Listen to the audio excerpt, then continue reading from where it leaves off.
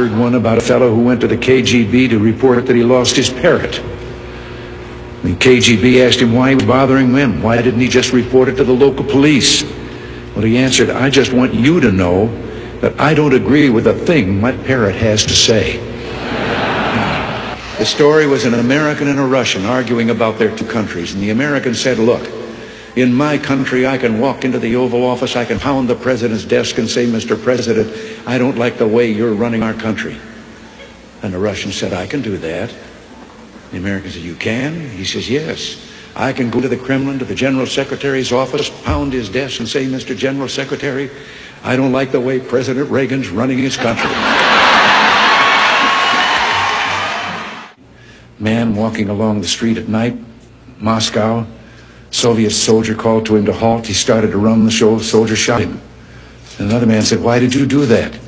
Well, he said, curfew. Well, he said, it isn't curfew yet. He said, I know. He's a friend of mine. I know where he lives. He couldn't have made it. I didn't tell this one to Gorbachev. You know, there's a 10-year delay in the Soviet Union of delivery of an automobile. And you go through quite a process when you're ready to buy, and then you put up the money in advance. That this man, he laid down his money, and then the fellow that was in charge said to him, okay, come back in 10 years and get your car. And he said, morning or afternoon? And the fellow behind the counter said, well, 10 years from now, what difference does it make?